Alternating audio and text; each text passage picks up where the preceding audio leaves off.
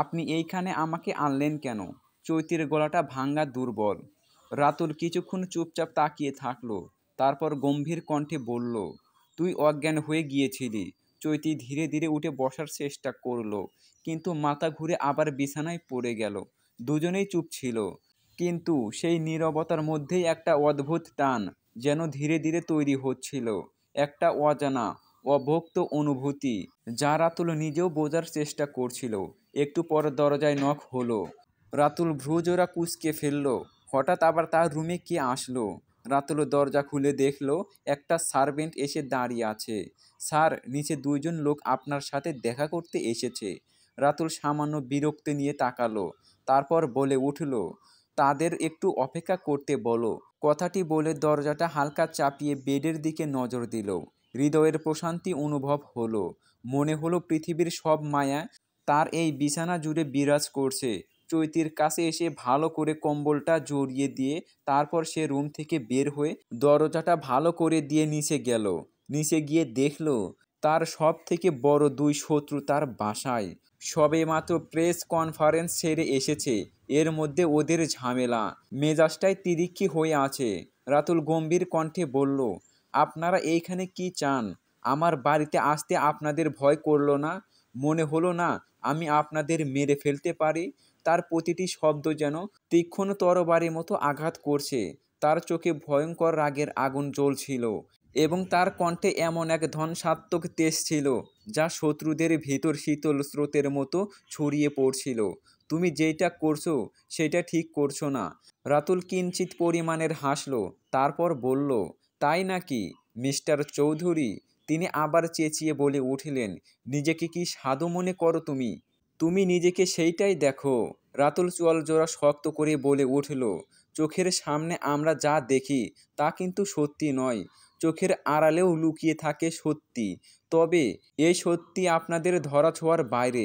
Mister খান, আপনি কিছু বলবেন?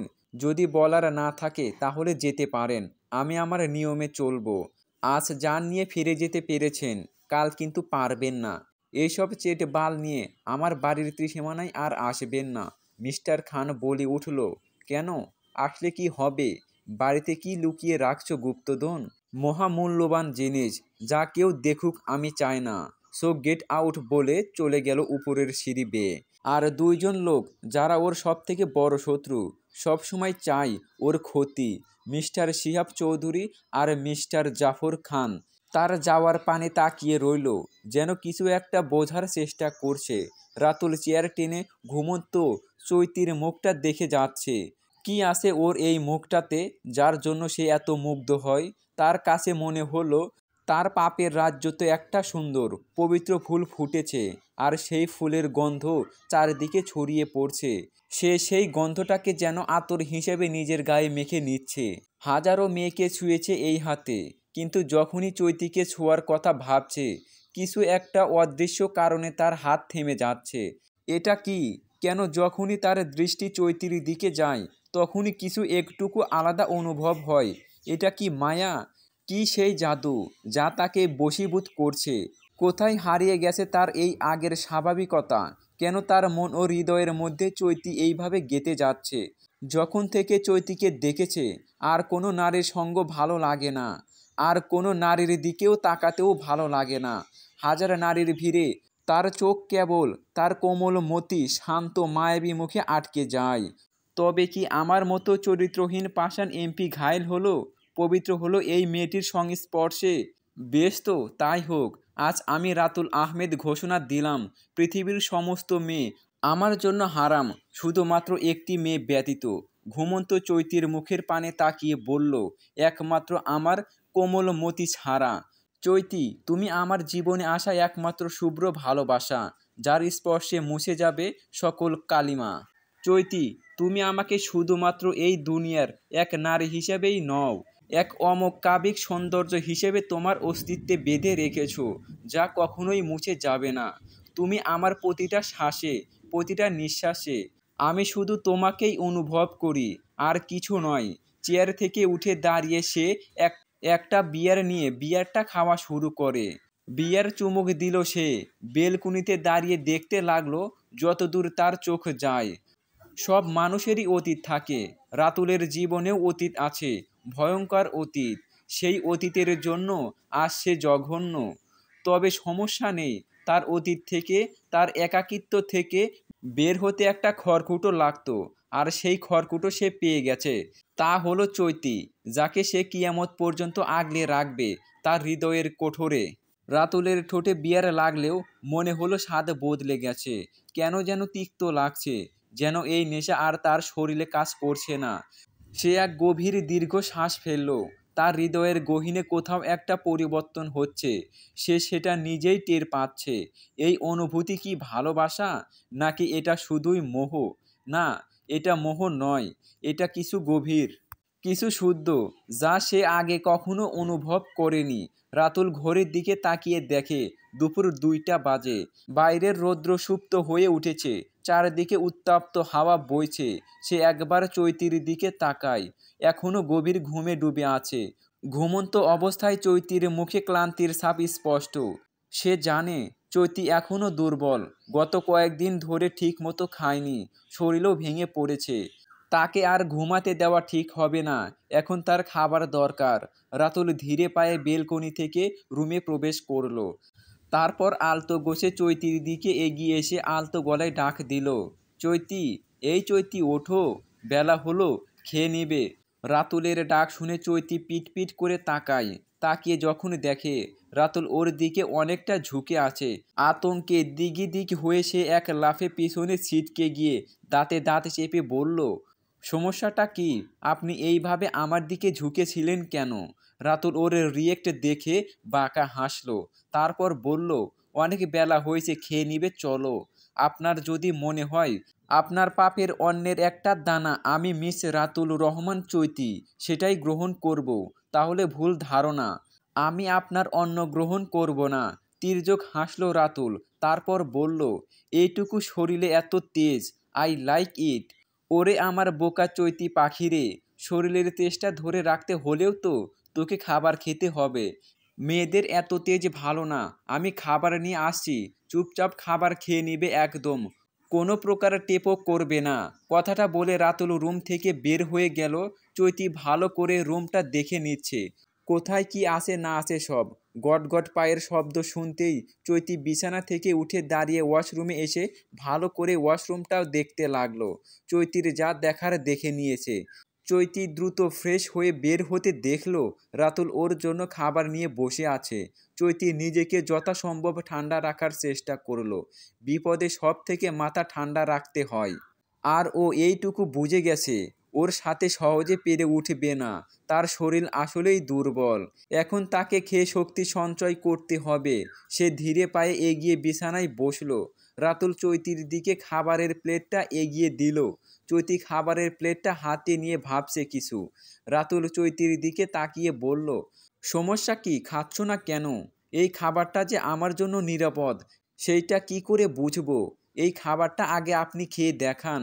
রাতুল চৈতিকে যত দেখছে তত অবাক হচ্ছে, এইটুকু সময় এতটা চেঞ্জ, এইটা কি করে সম্ভব? রাতুল চৈতির খাবার থেকে একটু খাবার নিয়ে তা মুখে দিল। রাতুলকে খাবার খেতে দেখে সে অনেকটা নিশ্চিত হলো যে খাবারে কোনো প্রকার কিছু মেশানো নেই। সেও খাবারটা মুখে তুলে নিয়ে খেতে লাগলো। রাতুলও খাওয়া শুরু করলো। খাওয়া শেষ হতে রাতুল প্লেট দুটো রেখে আসলো। প্লেট দুটো রেখে আসতেই চৈতি বলে উঠল, আমার ড্রেস কখন আসবে? এইসব ড্রেস পরে থাকতে বিরক্ত লাগছে। রাতুল ঠোঁট কামড়িয়ে হেসে বলল, এইসব ড্রেসে তোমায় খুব হর্নি লাগছে, ছোঁয়ার অনুমতি থাকলে এখনই ছুঁয়ে দিতাম। চৈতি রাগান্বিত কণ্ঠে বলল, আপনি কি ভোট চুরি করে এমপি হয়েছেন? আসলে আমার সন্দেহ হচ্ছে কোনো মানুষ জেচে পড়ে কোনো চরিত্রহীন লম্পটকে এমপি বানাবে না। আদৌ কি আপনি দেশের জন্য কোনো কাজ করেন, নাকি মেয়ে নিয়েই পড়ে থাকেন? তোমার মনে হচ্ছে না তুমি অতিরিক্ত সাহস দেখাচ্ছ? আমার সাথে এইভাবে কথা বলার সাহস কারো নেই। এই প্রথম একটা পুচকে মেয়ে আমার সাথে এইভাবে কথা বলছে, তাও আমার চোখের চোখ রেখে। বাকি কেউ দেখায়নি, কারণ তারা চৈতি নয়, আর আমি চৈতি। চৈত্র মাসের মতো তেজ তো থাকবেই। রাতুল ঠোঁটের কোণে রহস্যময় হাসি ঝুলিয়ে বলল, এই জন্যই তো তোমাতে মেতে উঠেছে আমার মন, তোমার তেজে ঝলসে যাওয়ার জন্য। তেজি পাখির পোষ মানতে হেব্বি মজা। শোনো মেয়ে, আমি একটু বের হব কাজে। রুম থেকে বের হওয়ার চেষ্টা করো না। রুম থেকে বের হওয়ার চেষ্টা করলে তোমার জন্য ক্ষতিকর। অ্যাসিড রূপ ধারণ করব আমি। কথাটা বলে আলমারি থেকে তার পায়জামা পাঞ্জাবি নিয়ে ওয়াশরুমে গেল। ড্রেস চেঞ্জ করে এসে দেখলো চৈতি গভীর চিন্তায় মগ্ন। সে একটু কেশে চৈতির ধ্যান ফিরিয়ে বলল, আমার আসতে দেরি হবে, কোনো প্রকার চালাকি করবে না, আই রিপিট। আর টাইমলি খেয়ে নিও। আর তোমার ড্রেস বিকেলে আসবে। টাটা বলে চলে গেল। অদূরে তাকিয়ে রইল চৈতি। ওর যাওয়ার পর সে একটু হাসলো। তার কল্পনার জন্য পারফেক্ট। রাতুল চলে গেছে, অনেকটা সময় কেটে গেছে। চারদিকে মাগরিবের আজানও হচ্ছে। চৈতি ঠিক করলো এখনই বের হতে হবে। রুমের দরজাটা লক করে সোজা ওয়াশরুমে চলে গেল। ওয়াশরুমের জানালার কাছে গিয়ে চৈতি ধীরে ধীরে জানালার কাচ খুলতে শুরু করলো। প্রতিটা কাচ খুলতেই ঠান্ডা বাতাসের প্রবাহ তার গালে এসে লাগলো। বাইরের আকাশ তখন গোধূলির আলোয় মাখামাখি। একটু আগে সূর্য অস্ত গেছে, কিন্তু তার রঙিন আভা এখনো মিশে আছে দিগন্ত জুড়ে। দূর থেকে মাগরিবের আজানের সুর ভেসে আসছে। পরিবেশটা আরও রহস্যময় হয়ে উঠেছে। চৈতি জানালাটা পুরোপুরি খুলে নিচের দিকে তাকালো। 3 তলার এই জানালা থেকে বাইরের রাস্তাটা স্পষ্ট দেখা যায়। আশেপাশে কেউ নেই, শুধু কিছু পথচারী দ্রুত হেঁটে যাচ্ছে। তার মনে দুশ্চিন্তায় ভারী হয়ে আসে। মনে হচ্ছে যেন কেউ তাকে অনুসরণ করছে, কেউ তাকে নজরে রেখেছে। সে দ্রুত জানালা দিয়ে নিচে নামার জন্য তৈরি হলো। হাতল শক্ত করে ধরে এক পা বাড়াতেই বুকের মধ্যে এক অজানা ভয় কেঁপে উঠল। এত দূর এসে পিছু হাঁটার উপায় নেই। শ্বাস গভীর করে টেনে নিয়ে চৈতি ধীরে ধীরে জানালার রড ধরে নামতে লাগলো। হাত কাঁপছিল, কিন্তু ভয়কে জয় করেই এগোতে হবে। 1 পা 2 পা করে নিচের দিকে নামছে। হঠাৎই পায়ের নিচের অংশটা পিছলে গেল। আহ! একটা চাপা চিৎকার বেরিয়ে এলো তার মুখ থেকে। তবে সে দ্রুতই নিজেকে সামলিয়ে নিল। নিচে একটা ছাদ ছিল, সেখানেই ধপ করে নেমে এলো। কিছুক্ষণ শ্বাস নিল, বুক ধড়ফড় করছে। উঠে দাঁড়িয়ে চারপাশে তাকালো। কোথাও কেউ নেই। এখনই বের হতে হবে, নিজেকেই মনে করিয়ে দিল চৈতি।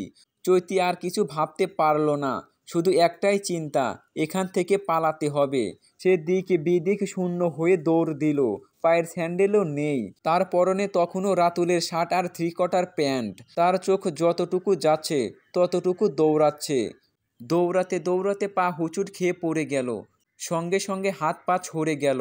চৈতি ব্যথায় কুঁকড়ে গেল, কিন্তু দম ফেলারও সুযোগ নেই। সে দ্রুত উঠে দৌড়াতে চেষ্টা করলো, কিন্তু হাতে পাথরের ছোট ছোট টুকরো বিঁধে গেছে। পা থেকেও গরম গরম রক্ত গড়িয়ে পড়ছে। তারপরও সে দাঁতে দাঁত চেপে উঠে দাঁড়ালো। শ্বাস অল্প অল্প কাঁপছে। চারপাশে তাকিয়ে সে আবারও দৌড়াতে লাগলো। চৈতি দৌড়াতে দৌড়াতে একটা সরু গলির সামনে এসে দাঁড়ালো। এক মুহূর্ত সময় নিল না, গলিটার ভেতরে ঢুকে পড়ল। অন্ধকার আর স্যাঁতসেঁতে পরিবেশে বুকের ধুকপুকানি আরও বেড়ে গেল। রাস্তার ধারে ভাঙাচোরা দেয়ালগুলো আরও ভয়ঙ্কর লাগছিল। কথায় আছে না, যেখানে বাঘের ভয় সেখানেই সন্ধে হয়। চৈতির ক্ষেত্রেও যেন তাই হলো। ওর সামনে দাঁড়িয়ে আছে রাতুল। সাদা পায়জামা পাঞ্জাবি আর গায়ে কালো চাদর জড়ানো। এক হাত গাড়ির সাথে হেলান দিয়ে নবাবী কায়দায় দাঁড়িয়ে আছে সে। ঠোঁটে বাঁকা হাসি, চোখে অদ্ভুত এক দৃষ্টি, যেন সে নিশ্চিত ছিল চৈতি এখানেই আসবে। রাতুলকে দেখে চৈতি নদীর স্রোতের মতো উল্টো পথে দৌড় দিতে যাবে। ঠিক তখনই চারপাশ থেকে তার গার্ডরা এসে ঘিরে ধরল তাকে। রাতুল ধীরে ধীরে এগিয়ে এসে সিগারেটটা ঠোঁটে নিল। তারপর চৈতির একদম সামনে এসে দাঁড়িয়ে গেল। মুহূর্তের মধ্যেই শক্ত হাতে ওর কোমর চেপে ধরে ফিসফিস করে বলল, ইউ আর এ নটি গার্ল। শুধু শুধু এত কষ্ট করলে, শেষমেশ ধরাই তো পড়লে। আমি কি বলিনি, আমার থেকে পালানোর চেষ্টা করলে আমি ভয়ঙ্কর রূপ ধারণ করব। চৈতি ক্ষোভে কেঁপে উঠল। হাত দিয়ে রাতুলকে ধাক্কা দিয়ে সরানোর চেষ্টা করলো। ছুবেন না আমায়, আপনার অপবিত্র ছোঁয়া আমার ঘৃণা লাগছে, বিষাক্ত লাগছে। রাতুল মুচকি হাসল, ঠোঁটের কোণায় দুষ্টু এক খেলা। নো ম্যাটার জান, আমি তোমাকে পবিত্রভাবেই ছোবো। চলো আজই বিয়ে করব আমরা, গাড়িতে বসেই। আর বাইরে দাঁড়িয়ে থাকবে মসজিদের ইমাম। চৈতি আতঙ্কিত গলায় চিৎকার করে উঠল, অসম্ভব। কিন্তু তার কথার তোয়াক্কা না করেই রাতুল চোখের পলকে ওকে কাঁধে তুলে নিল। চৈতি স্তব্ধ, ওর মুখের বুলিটাও যেন হারিয়ে গেল। চৈতিকে কাঁধে করে নিয়ে ঠাস করে গাড়ির সিটে ফেলে তারপর ভালো করে সিট বেল্টটা কাঁধে দিয়ে রাতুলের গায়ে থেকে থাকা চাদরটা চৈতির গায়ে আবৃত করে দিল। মুখে তার তখনও চিরপরিচিত বাঁকা হাসি। গাড়ির দরজা ঠাস করে বন্ধ করে দিল রাতুল। এক মুহূর্ত চৈতির বিমূঢ় মুখের দিকে তাকিয়ে রিভার গিয়ারে হাত রাখলো, তারপর ধীরে ধীরে গাড়িটা রাস্তার দিকে এগিয়ে নিয়ে গেল। চৈতি সিট বেল্ট খোলার চেষ্টা করছিল, কিন্তু শক্ত করে বাঁধা। ওর নিঃশ্বাস ভারী হয়ে আসছিল। মাথায় একটাই চিন্তা, এবার কি সত্যিই কিছু করার নেই? এখান থেকে কি আর বের হওয়া সম্ভব না? রাতুল তখনও গাড়ি চালাচ্ছিল নির্বিকার ভাবে, এক হাতে টিয়ারিং ধরে আর এক হাতে সিগারেট ধরিয়ে জানালার বাইরে ধোঁয়া ছুড়ে দিল। কোথায় নিয়ে যাচ্ছেন আমাকে? কাঁপা কাঁপা গলায় বলল চৈতি। রাতুল হাসল, চোখ সরিয়ে এক ঝলক চৈতির দিকে তাকালো। সারপ্রাইজ জান, তুমি তো বললে আমার ছোঁয়া বিষাক্ত লাগে, এবার সেটা পবিত্র করব। চৈতির বুক ধড়ফড় করে উঠল। চৈতির দৃষ্টি ঘুরিয়ে গাড়ির দরজা লক খোলার চেষ্টা করলো, কিন্তু ব্যর্থ হলো। রাতুল এক ঝলক ওর দিকে তাকিয়ে মুচকি হাসল। বেহুদা চেষ্টা করো না জান, আমার গাড়ি থেকে পালানো এত সহজ না। চৈতি ক্ষোভে ঠোঁট কামড় দিল। আপনি যা করছেন সেটা ভুল। রাতুল এবার সত্যি হেসে ফেলল, চোখে উপহাসের ছাপ। ভুল? আমার কাছে তুমি পাওয়া মানেই সঠিক। চৈতি শ্বাস টেনে নিয়ে একদম স্পষ্ট গলায় বলল, আমি কখনোই আপনাকে ভালোবাসবো না রাতুল। এই প্রথম রাতুলের ঠোঁটে সেই বাঁকা হাসি মিলিয়ে গেল। সে কিছুক্ষণ চুপ করে থেকে তার চোখের তীব্রতা যেন আরও বাড়ল। তারপর একটু মুচকি হাসি দিয়ে ঠোঁটে আসলো সেই অমায়িক সুরে বলল, সময় বলে দিবে জান, তুমি কি চাও আর আমি কি চাই। ওদের কথার মাঝে গাড়িটা এসে থামলো একটা মসজিদের সামনে। রাতুলের লোকেরা একে একে গাড়ি থেকে নেমে মসজিদের দিকে পা বাড়ালো। মসজিদের ভেতরে ঢুকে তারা কিছুক্ষণ পরেই ইমাম সাহেবকে নিয়ে ফিরে এলো। ইমাম সাহেবের মুখে কোনো অভিব্যক্তি ছিল না, যেন তিনি পুরো পরিস্থিতি জানতেন এবং নিরপেক্ষভাবে এগিয়ে আসছিলেন। চৈতি একটুও সাড়া দিল না, কেবল নীরবে সব কিছু দেখছিল। তার মধ্যে এক অজানা শূন্যতা, এক ধরনের ভীতি তৈরি হচ্ছিল। ইমাম সাহেব গাড়ির সামনে এসে দাঁড়ালেন। রাতুল জানালার কাছ নামিয়ে দিয়ে গম্ভীর কণ্ঠে বলল, আমাদের বিয়ে দ্রুত পড়িয়ে দিন। ইমাম সাহেব কিছুক্ষণ চুপ থেকে তার চোখে এক ধরনের দৃষ্টি ছিল। তারপর তিনি ধীরে ধীরে মাথা নেড়ে বললেন, ঠিক আছে। তারপর তিনি গাড়ির পাশে দাঁড়িয়ে নির্লিপ্তভাবে কাজ শুরু করলেন। চৈতি গাঢ় চুপচাপ হয়ে তার কথাগুলো শুনছিল। তার মধ্যে এক ধরনের ভয় আর অস্বস্তিকর তীব্রভাবে অনুভূতি হচ্ছিল। ইমাম সাহেব বললেন, কত টাকা কাবিন লিখব? রাতুল ডোন্ট কেয়ার ভাব নিয়ে বলল, এমপি রাতুলের বিয়ে হচ্ছে, কাবিননামা হবে 1 কোটি টাকা। সবাই চৌকিতে নজরে তাকালো, কিন্তু সেই তাকানো সেই উপেক্ষা করে বসে রইল। ইমাম সাহেব কবুল বলতে বললেন। রাতুল এক নিঃশ্বাসে 5 বার কবুল বলে ফেলে। চৈতির দিকে তাকিয়ে যখন বলল কবুল বলতে, চৈতি তখনও চুপ ছিল। সে যেন অন্য জগতে হারিয়ে গেল। বেশ কয়েকবার বললেও কবুল শব্দটা বের করতে পারল না। যখন রাতুল দেখল চৈতি কিছু বলছে না, তখন তার মুখে এক করুণ হাসি ফুটে উঠল। সে আর কোনো সময় নষ্ট না করে চৈতির সিট বেল্ট খুলে এক ঝটকায় তাকে কোলে তুলে নিল। চৈতি অবাক দৃষ্টিতে তাকিয়ে থাকলো। তার সারা শরীর কাঁপছিল, অথচ কোনো শব্দ হচ্ছিল না। তার পুরো দেহ যেন ভয়ে স্তব্ধ হয়ে গিয়েছিল। রাতুল ধীরে ধীরে চৈতির পেটের চারপাশে হাত বুলাতে লাগলো। তার চোখে এক অদ্ভুত জেদ, তারপর তার কণ্ঠে স্পষ্ট হুমকি, বেবি কবুল বলো, নয়তো কিন্তু একটা অঘটন ঘটিয়ে ফেলবো। চৈতির চোখে অশ্রু জমে উঠেছিল, বুকের মধ্যে একটা চাপ অনুভব করছিল। সে নিজেকে মুক্ত করতে চাইল, কিন্তু কিভাবে তা বুঝতে পারছিল না। তার ঠোঁটে আসা কথাগুলো যেন আটকে গিয়েছিল। সে কেবল কঠিন বাস্তবতার মধ্যে আটকে পড়েছিল। চৈতি অনেক কষ্টে কাঁপা কাঁপা গলায় ধীরে কণ্ঠে কবুল বলল 3 বার। ইমাম সাহেব ধীরে কণ্ঠে বললেন, বিয়ে সম্পূর্ণ হলো, আলহামদুলিল্লাহ। এই শব্দগুলোর পর চৈতি কিছুটা শ্বাস নিল, কিন্তু তার মনে কোনো শান্তি ছিল না, শুধু একটা চাপ অনুভব হচ্ছিল। গাড়ি চলতে থাকলো। রাতুলও তার পাশে বসেছিল। সিগারেটের ধোঁয়া ধীরে ধীরে বাইরে বের হয়ে যাচ্ছিল। চৈতির চোখে অশ্রু জমিয়ে হতাশার মাঝে তাকিয়েছিল। সে মাথা তুলে রাতুলকে এক নজর দেখে বলল, আপনি আমাকে শিকল দিয়ে বাঁধতে পারবেন না রাতুল। রাতুল কিছুটা চমকে গেল, কিন্তু তার মুখে সেই বেহায়া হাসি আরেকবার ফুটে উঠল। ভালো, চেষ্টা করো জান। রাস্তাঘাট পেরিয়ে গাড়িটি গেট দিয়ে ঢুকে থামলো বাড়ির বাগানে। গাড়িটা এসে থামাতেই রাতুল দরজা খুলে নামলো। তারপরে ধীরে পায়ে গাড়ির পাশে ঘুরে এসে চৈতির দরজাটা খুলল। চৈতি একদম নড়ল না, তার মুখ শক্ত, চোখে ঘৃণা আর অভিমান গাঢ় হয়ে জমেছে। নামো, রাতুল গম্ভীর কণ্ঠে বলল। চৈতি তাকিয়ে রইল তার দিকে, যেন প্রতিটা সেকেন্ডের জন্যই যুদ্ধ চলছে তাদের মাঝে। রাতুল এবার আর অপেক্ষা করল না, হাত বাড়িয়ে চৈতির কবজিটা ধরে টান দিয়ে নামিয়ে আনলো। চৈতি হোঁচট খেয়ে সামনের দিকে এগিয়ে এলো, কিন্তু সঙ্গে সঙ্গে নিজেকে সামলিয়ে নিল। এখানে নিয়ে এসেছেন কেন? তার কণ্ঠ ধরা ধরা, কিন্তু ধীর। আমার বউকে তো আমার বাড়িতেই আনবো, তাই না? ঠোঁটের কোণে সেই বাঁকা হাসি, চোখে চিরচেনা দৃষ্টি। আমি আপনার বউ নই। চৈতি দাঁতে দাঁত চেপে বলল। রাতুল এবার সরাসরি তার চোখে চোখ রাখল। বিয়েটা হয়েছে, কাবিননামা সাক্ষী। তুমি স্বীকার করো আর না করো, তুমি এখন আমারই। চৈতির শরীর জ্বলে উঠল রাগে। সে হাত ছাড়িয়ে নিয়ে পিছনে সরে গেল। রাতুল চৈতিকে কোলে তুলে নিয়ে ছুটল বাড়ির অন্দর মহলের ভেতর। চৈতি চিৎকার করে উঠল, আমাকে নামান। কিন্তু রাতুল কোনো কথা না বলে ধীর হাতে ওকে শক্ত করে ধরে অন্দর মহলের দিকে এগিয়ে যেতে থাকলো। বাড়ির কাজের লোকেরা অবাক দৃষ্টিতে তাকিয়ে রইল, কেউ কিছু বলতে পারল না। রাতুল সোজা সিঁড়ি বেয়ে উপরের দিকে উঠতে থাকলো।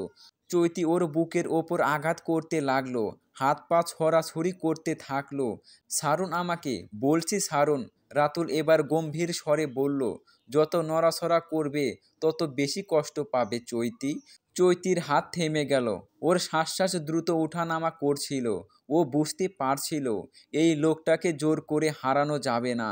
রাতুল এক ধাক্কায় দরজা খুলে রুমের ভিতরে ঢুকে সোজা ওয়াশরুমে নিয়ে গিয়ে শাওয়ারটা ছেড়ে দিয়ে শাওয়ারের নিচে দাঁড় করিয়ে দিয়ে তার গায়ে রাতুলের চাদরটা ছুঁড়ে ফেলে দেয় ওয়াশরুমের ফ্লোরে।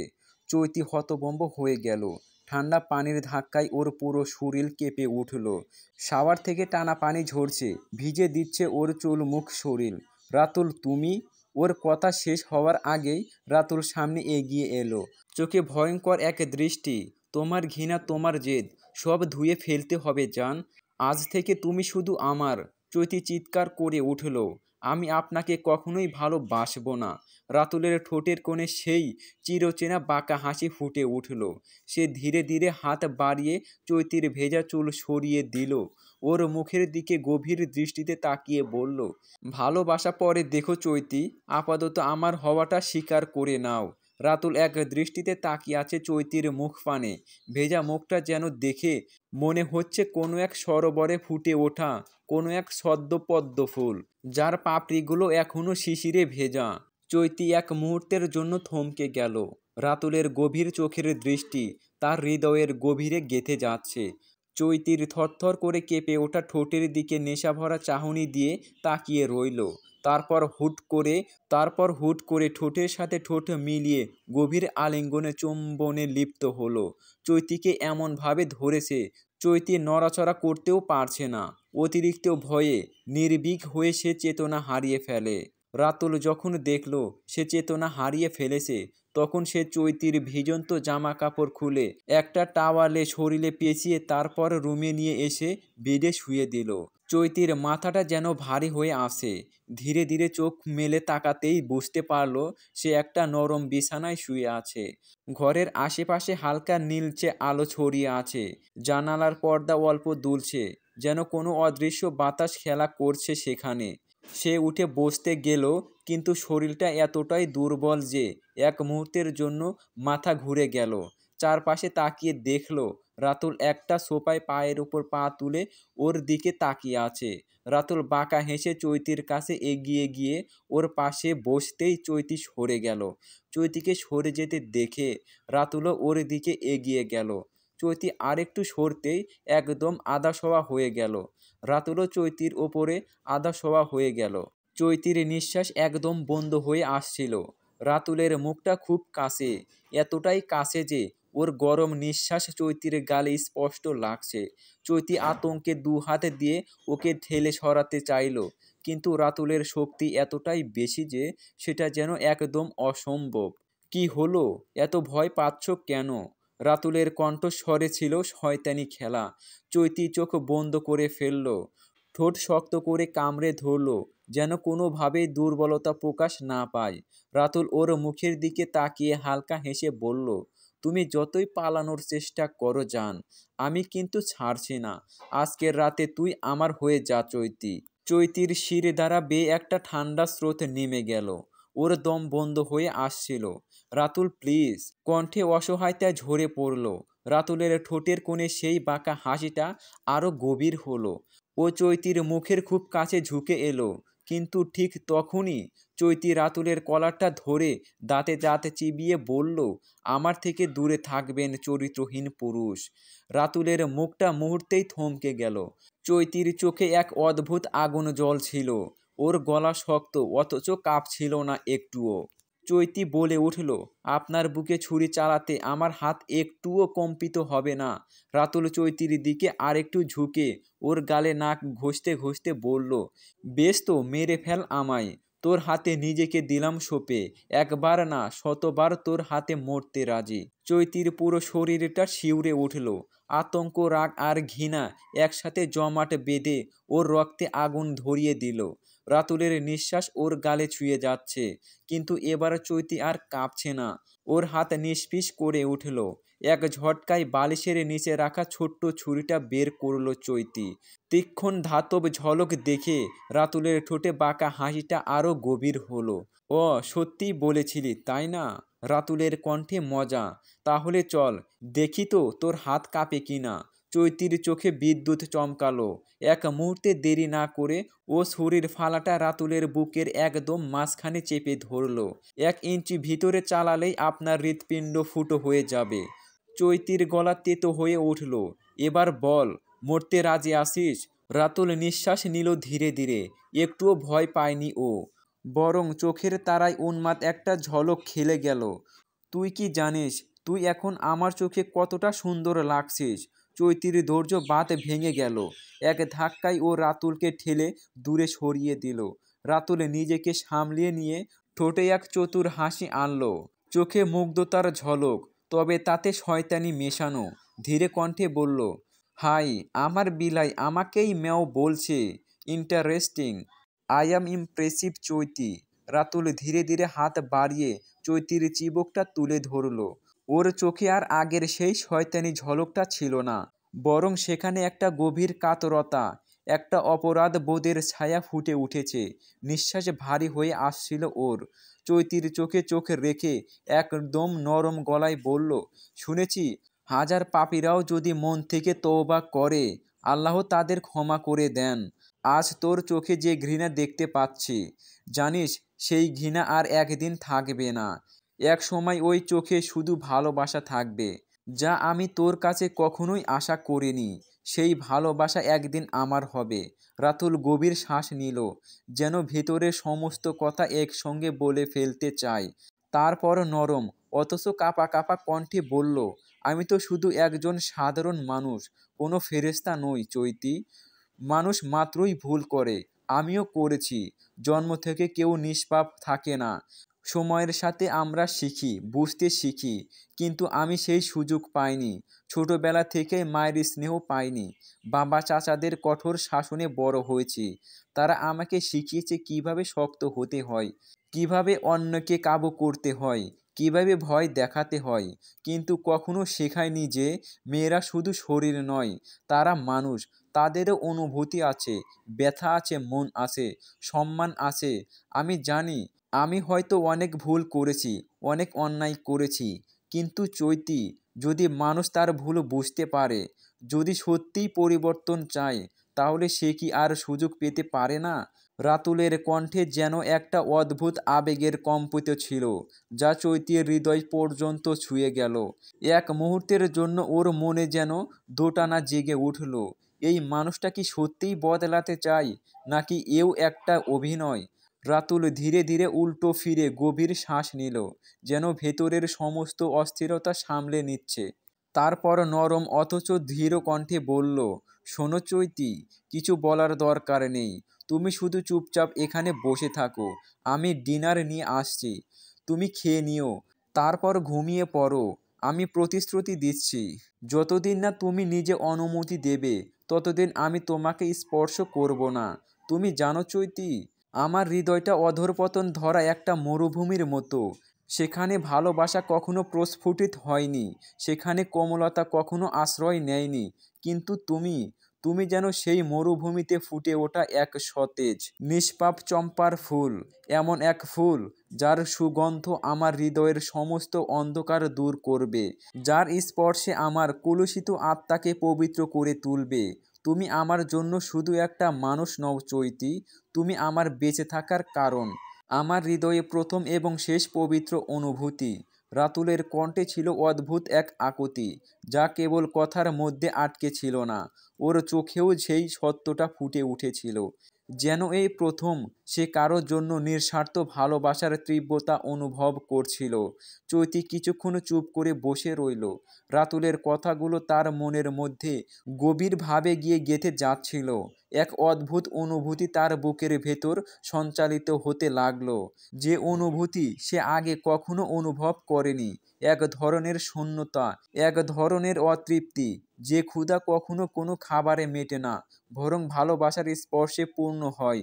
রাতুল উঠে গিয়ে ডিনার নিয়ে এসে সামনে রাখলো, কিন্তু চৈতি কিছুই বলল না। রাতুল আবার এক পা এগিয়ে এসে আদর মিশ্রিত কণ্ঠে বলল, তুমি না খেলে আমিও একটা দানা পানি মুখে তুলব না চৈতি। তুমি যখন রাজি হবে তখন আমি খাবো। চৈতি হালকা চুপ করে থেকে তারপর ডিনারের দিকে তাকালো। তার শরীরের প্রতিটি অঙ্গ, প্রতিটি কথাই যেন একে অপরকে প্রতিধ্বনিত করছে। রাতুলের কথা, তার অনুভূতি এবং নিজের অন্তর্নিহিত কষ্ট। চৈতি একটু মাথা নাড়ে, যেন এক ধরনের অবহেলা আর সংশয়ের মিশ্রণ। রাতুল তার দিকে এক পলক তাকিয়ে দাঁত দিয়ে ঠোঁট কামড়িয়ে মুচকি হাসে, তারপর কিছু না বলে রুম থেকে বের হয়ে যায় খাবার আনতে। কিছুক্ষণ পর দরজা খোলার শব্দ হলো। রাতুল ফিরে এলো, হাতে খাবারের ট্রে। রাতুল ধীরে পায়ে চৈতির সামনে গিয়ে দাঁড়ালো, ট্রেটা টেবিলে রেখে এক পাশে বসে পড়ল। তার চোখে এক অদ্ভুত প্রশান্তি, কিন্তু ভিতরে যেন একটা অপেক্ষা কাজ করছে। চৈতি খাবে কিনা। চৈতি মাথা নিচু করে বসেছিল, চোখ খাবারের দিকে গেলেও সে কিছুতেই হাত বাড়াচ্ছিল না, যেন মনে মনে একটা দ্বন্দ্বে পড়ে গেছে। রাতুল হাত বাড়িয়ে একটা রুটি ছিঁড়ে নিয়ে নিজের প্লেটে রাখলো, কিন্তু খাবার খাওয়ার আগে থেমে গেল। তার কণ্ঠে আস্তে আস্তে এক চাপা মায়া ঝরে পড়ল। চৈতি, জানো, আমি এই প্রথম কারো সাথে বসে খেতে চাইছি, কারোর জন্য অপেক্ষা করতে চাইছি। চৈতি চমকে তাকালো, কিন্তু কোনো কথা বলল না। রাতুল নরম গলায় আবার বলল, আমি জোর করব না তোমার ইচ্ছা, শুধু এইটুকু বলতে চাই, তুমি না খেলে আমিও খাবো না। চৈতি কিছুক্ষণ চুপ করে থেকে নিঃশ্বাস ফেলল।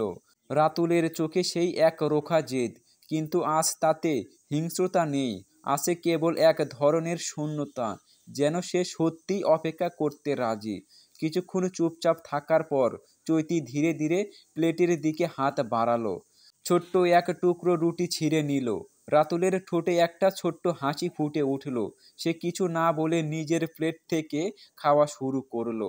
এই নিস্তব্ধ মুহূর্তের মাঝেই যেন একটা অদৃশ্য দেয়াল ভেঙে গেল দুজনের মাঝে।